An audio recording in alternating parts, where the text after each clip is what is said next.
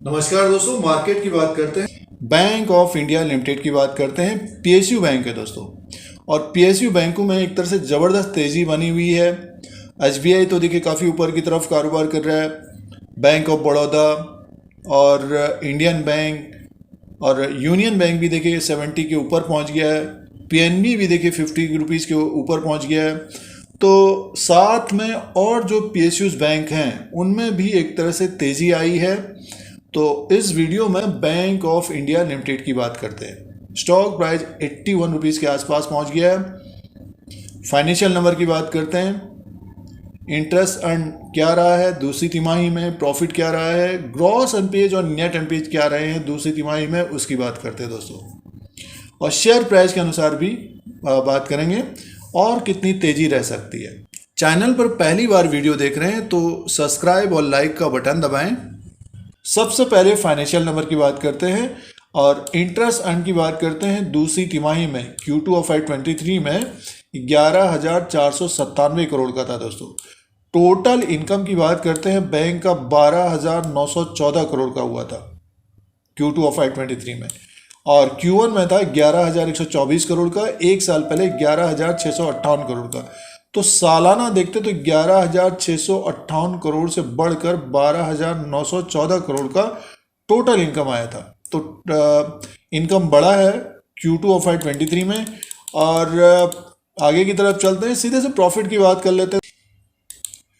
सीधे से net profit and loss for the period की बात करते हैं तो 960 करोड़ का प्रॉफिट था दोस्तों। 960 करोड़ का प्रॉफिट आया था बैंक ऑफ इंडिया को, और Q1 में था 561 करोड़ का, एक साल पहले 1050 करोड़ का था। तो क्वार्टर इन क्वार्टर के हिसाब से देखते तो ज़बरदस्त मुनाफा आया था। सालाना देखते हैं तो थोड़ा बहुत कम था। तो 960 करोड़ का प्रॉफिट था बैंक ऑफ इंडिया को, और पिछले कुछ क्वार्टर से लगातार एक तरह से मुनाफा आया है। अब दोस्तों इंपॉर्टेंट पॉइंट, ग्रॉस एनपीएज और नेट एनपीएज की बात करते हैं। तो Q2 ऑफ FY23 में 8.51% का ग्रॉस एनपीएज है, और Q1 में था 9.30% का, और एक साल पहले 12% का था दोस्तों। ये 12% से घटकर 8.51% आ गया है ग्रॉस एनपीएज। पीएनबी से कम है दोस्तों ग्रॉस एनपीएज। और नेट एनपीएज की बात करते हैं तो 1.92% का है। नेट एनपीएज देखिए 2 से नीचे आ गया है, 1.92% का है, और Q1 में 2.21% का था, और एक साल पहले 2.79% का। तो काफ़ी इंप्रूवमेंट है एसेट क्वालिटी में। ग्रॉस एनपीएज और नेट एनपीएज घटकर 8.51% ग्रॉस एनपीएज, 1.92% नेट एनपीएज। तो इसीलिए स्टॉक में एक तरह से तेज़ी बनी है। और अर्निंग पर शेयर की बात करते हैं तो 2.34 का है Q2 ऑफ FY23 में, और Q1 में था 1.37 का, एक साल पहले 2.74 का था दोस्तों। तो दूसरी तिमाही के जो नतीजे थे अच्छे नतीजे थे, और इम्पॉर्टेंट पॉइंट ये है कि ग्रॉस एनपीएज और नेट एनपीएज में भारी कमी आई है, कम हो रहा है, यानी मीन्स इम्प्रूवमेंट हो रहा है एसेट क्वालिटी में दोस्तों।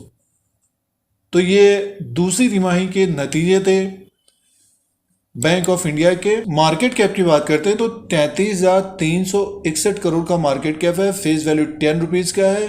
बुक वैल्यू पर शेयर है 121 का। डिविडेंड यील्ड 2.46 का है दोस्तों। तो अपने बुक वैल्यू से काफ़ी नीचे की तरफ कारोबार कर रहा है, 80 रुपीज़ के आसपास है। तो स्टॉक में अभी पोटेंशियल है ऊपर की तरफ जाने में। और इसका जो प्राइस परफॉर्मेंस की बात करें तो 3 साल का रिटर्न मात्र 11% का है, और एक साल का रिटर्न 39% का है। पिछले 3 महीने का रिटर्न, जिन्होंने पिछले 3 महीने से इसमें इन्वेस्टमेंट किया है, 64% का रिटर्न है दोस्तों। तो अभी 3 साल से जिन्होंने अपने पोर्टफोलियो में रखा है या जो ट्रैप हो गए थे बैंक ऑफ इंडिया में, तो अब स्टॉक ऊपर की तरफ आया है और 11% का रिटर्न है दोस्तों। तो ये प्राइस परफॉर्मेंस, मार्केट कैप और फाइनेंशियल नंबर्स की बात थी। अब शेयर प्राइस के अनुसार बात करते हैं। बैंक ऑफ इंडिया का ये ग्राफ है एक साल का। स्टॉक प्राइस देखिए 81 रुपीज़ में ये कारोबार कर रहा है, और पिछले एक साल में 41% का रिटर्न दिया है निवेशकों को, जिन्होंने पिछले एक साल के अनुसार निवेश किया है। और ग्राफ के अनुसार बात करते हैं तो देखिए आज इसने नया हाई बनाया है 83 रुपीज़ का, 83 रुपया 25 पैसे का नया हाई बनाया और 52 वीक लो है इसका 40 रुपया 40 पैसा। और इसमें देखिए तेज़ी अगर हम ग्राफ को देखें तो पिछले महीने ये 14 अक्टूबर 2022 को 46 रुपये में था। एक स्ट्रेट लाइन बनी है दोस्तों, ज़बरदस्त तेज़ी बनी है। तो बैंक ऑफ इंडिया में ज़बरदस्त तेज़ी बनी है पिछले 1-1.5 महीने के अंदर। स्टॉक प्राइस अपने 52 वीक हाई के आसपास कारोबार कर रहा है और अपने टॉप पे है दोस्तों। पिछले साल ये 57 रुपीज़ में था तो नीचे की तरफ ही आ गया था देखिए। तो अब अक्टूबर के महीने में एक तेज़ी बनी है, अब बुलिश मोड बना हुआ है और अपने टॉप पे है। तो 5 साल के चार्ट के अनुसार देखते हैं और पिछले 5 साल में क्या रहा स्टॉक में उसके अनुसार बात करते हैं। तो देखिए ये 5 साल का चार्ट है और स्टॉक में देखिए एक तरह से गिरावट रही है। पिछले 5 साल के अनुसार देखते हैं तो स्टॉक में एक तरह से गिरावट रही। 2017 में ये 200 के आसपास था दोस्तों। तो जिन निवेशकों ने, इन्वेस्टर्स ने इसमें निवेश किया या ट्रेड किया और वो एक तरह से ट्रैप रहे हैं। अब जाकर इसमें तेज़ी बनी है, ऊपर की तरफ स्टॉक आया है 80 रुपीज़ के आसपास। इससे पहले भी देखिए ये ऊपर की तरफ था, 84 रुपीज़ में था ये 19 फरवरी 2021 को। तो ये एक हडल है दोस्तों, ये हडल है। अगर इसके ऊपर क्लोजिंग देता है तो इसमें एक तेज़ी बन सकती है ऊपर की तरफ, लगभग 90 रुपया 15 पैसा। नेक्स्ट जो रेजिस्टेंस होगा इसका 94 रुपया 65 पैसा और नेक्स्ट जो रेजिस्टेंस होगा इसका 100 का। तो ये रेजिस्टेंस होंगे और अगर ये ऊपर के 84 के ऊपर, 84 के ऊपर अगर ये क्लोजिंग देता है तो डेफिनेटली ये 90 to 100 तक जाता हुआ दिख सकता है दोस्तों, जिस तरह की तेज़ी बनी हुई है। लेकिन एक पॉइंट इसमें ये है कि अब ये देखिए 14 अक्टूबर 2022 को 46 में था।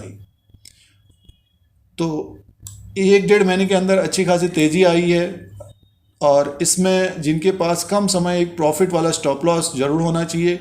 81 रुपीज़ में है तो 74-75 रुपीज़ का एक स्टॉप लॉस होना चाहिए दोस्तों, प्रॉफिट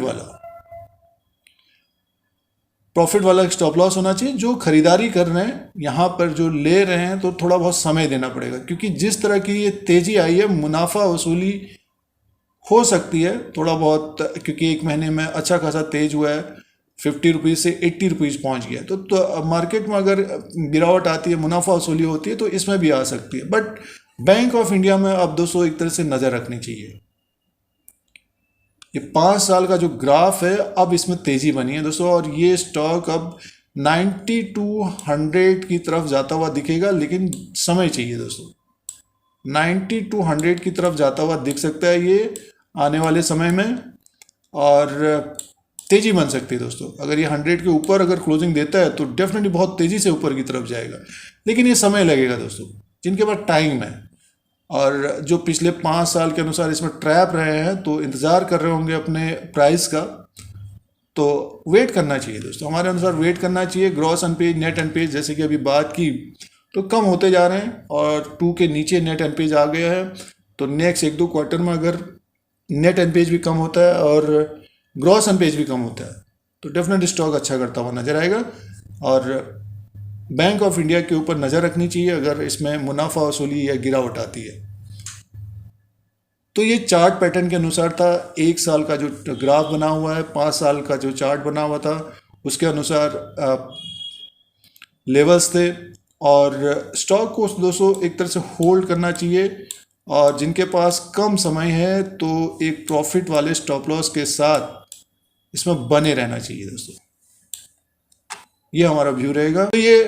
तो ये लेटेस्ट अपडेट है बैंक ऑफ इंडिया लिमिटेड का दोस्तों। तो इस तरह के वीडियो देखने के लिए, शेयर बाजार की जानकारी के लिए धीरज सिंह के स्टॉक्स को सब्सक्राइब करें, लाइक करें, शेयर करें, कमेंट करें। धन्यवाद।